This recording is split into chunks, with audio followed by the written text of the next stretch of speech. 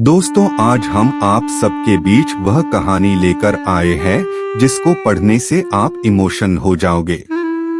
आपको मनोरंजन के साथ बहुत कुछ सीखने भी मिलेगा। अगर आपको इमोशनल सैड स्टोरी पसंद है तो आपको यह पोस्ट बहुत पसंद आने वाली है।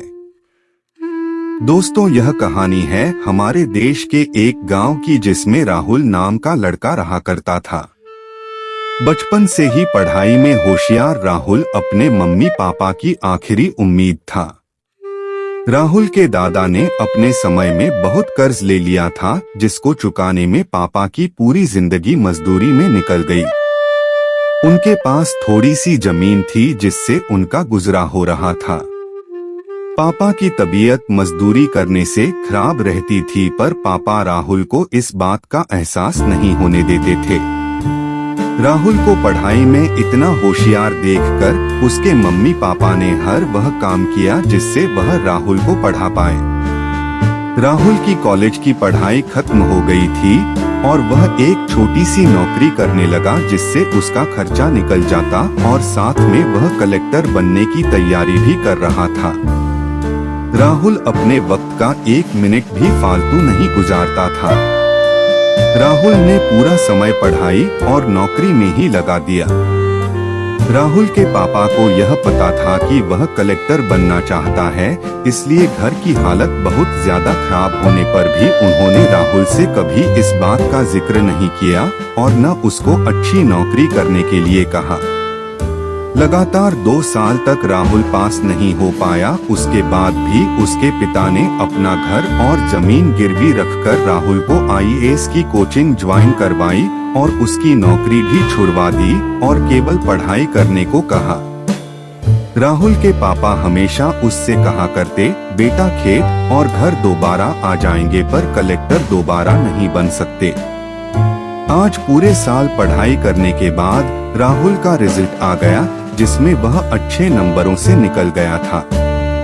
आज उसके पिता से ज्यादा खुश कोई नहीं था।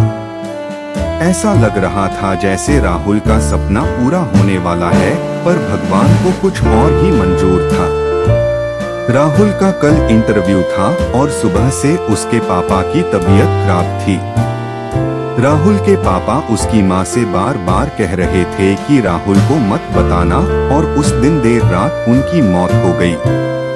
अब एक माँ जिसकी गोद में उसका पति गुजर गया और वह अपने दर्द को भुलाकर अपने बेटे की जिंदगी के बारे में सोच रही थी।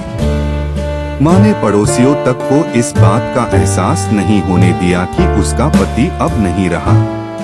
पूरी रात ऐसे रोई की आवाज भी न निकले और सुबह राहुल जब इंटरव्यू देने जाने लगा तब माँ और पापा के आशीर्वाद के लिए उसने माँ को कॉल किया।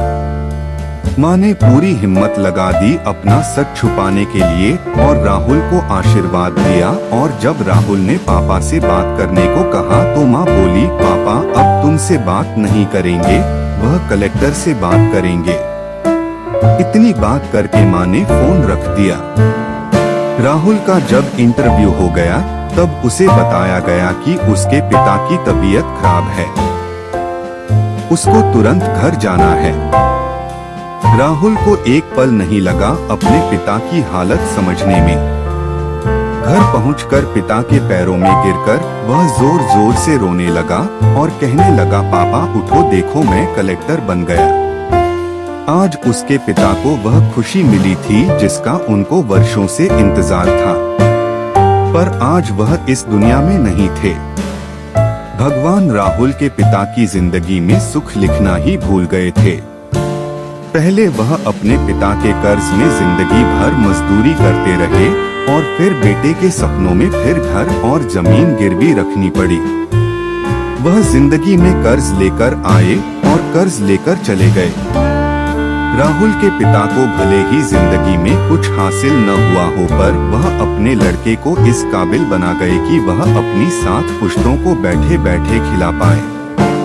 राहुल की माँ ने जो उस रात किया जिसको करने का जज्बा बहुत कम लोगों में होता है। जब राहुल कलेक्टर बनकर घर आया तब माँ ने राहुल से कहा, बेटा तुम आज इतने बड़े बन गए हो कि हाजारों गरीबों का भला कर सकते हो। जब भी तुम्हारे सामने कोई गरीब मदद मांगने आए तो अपने पिता और मेरे बारे में सोचना। मैं तुम्हारे बराबर पढ़ी लिखी और समझदार तो नहीं हूँ, पर इतना जरूर जानती हूँ गरीब आदमी की बहुत मजबूरी होती है। तुम कभी किसी का बुरा मत करना। शिक्षा। दोस्तों, इस कहानी से हमें यह शिक्षा मिलती है कि वक्त कितना भी खराब हो हम उसे बदल जरूर सकते हैं। माँ और बाप के एहसानों को हम कभी नहीं उतार सकते हैं, पर हम अपने कर्मों से उनकी इच्छा जरूर पूरी कर सकते हैं। आपने पढ़ा कि कैसे राहुल के पिता का जीवन लग गया उसे कलेक्टर बनाने में। जब भी कोई किसी पोस्ट पर या जीवन में बहुत ऊपर किसी पद पर पहुंच जाता तब उसमें बहुत सारे लोगों की मेहनत और त्याग लगता है।